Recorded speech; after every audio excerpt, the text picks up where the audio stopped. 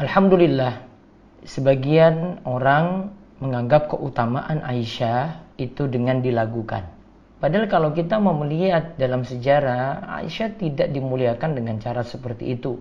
Dua hal yang mesti kita ketahui. Yang pertama, Aisyah itu termasuk istri Nabi dan ibu orang beriman yang kita sebut dengan Ummahatul Mukminin. Dalam ayat disebutkan, An-nabiyyu awla bil mu'minina min anfusihim wa azwajuhu ummahatuhum. Nabi itu hendaknya lebih utama bagi orang-orang mukmin dari diri mereka sendiri, dan istri-istrinya adalah ibu-ibu mereka.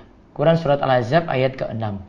Imam Ibnu Katsir Asy-Syafi'i rahimahullah mengatakan istri beliau adalah ibu-ibu orang beriman.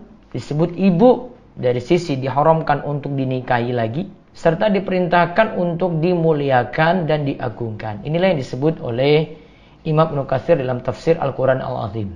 Dan setiap muslim harus mengetahui Nabi SAW memiliki istri Aisyah ini punya keutamaan yang luar biasa. Di antara keutamaannya ada 10 poin berikut ini. Yang pertama, Aisyah adalah istri yang paling cintai oleh Rasulullah SAW. Sampai-sampai kita tahu panggilan kesayangan dari Aisyah itu adalah Humairah.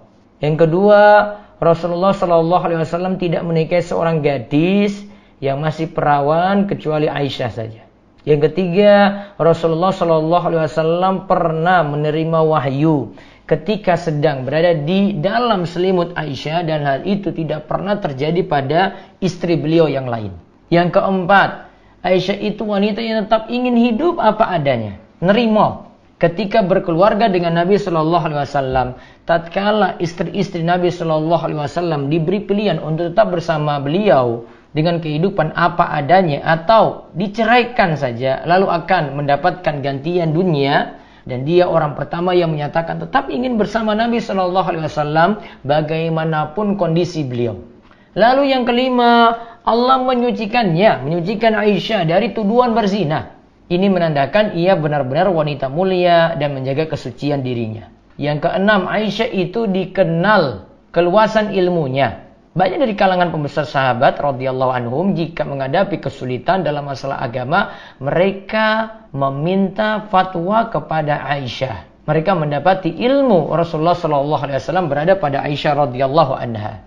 Yang ketujuh, Rasulullah SAW meninggal dunia di rumah Aisyah pada giliran harinya, pada malam harinya, dan berada di pangkuan Aisyah, lalu dikuburkan di rumah Aisyah. Yang kedelapan, pernikahan Rasulullah SAW dengan Aisyah adalah wahyu dan perintah dari Allah.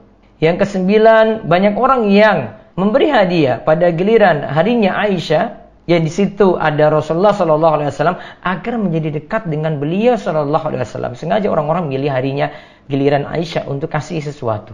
Lalu yang ke-10, syariat tayamum kalau mau tahu turunnya itu lantaran Aisyah, karena kalungnya itu hilang, dicari oleh para sahabat sampai masuk waktu sholat, mereka tidak dapati air, akhirnya muncullah syariat tayamum. Itulah keutamaan Aisyah. Maka kalau orang tahu ini, maka tidak perlu dia banyak lakukan untuk menunjukkan dia benar-benar cinta pada Aisyah. Keutamaannya yang baik, yang mulia dicontoh. Suri dan Aisyah diambil, perilakunya diambil. Jangan hanya dilakukan saja, karena Aisyah juga meriwayatkan hadis yang mengharamkan musik, mengharamkan lagu, yaitu Aisyah meriwayatkan hadis yang dimana Abu Bakar katakan nyanyian itu seruling setan. Semoga Allah beri taufik dan hidayah. Raih ilmu bersama Ustaz Muhammad Abdul Twasikal.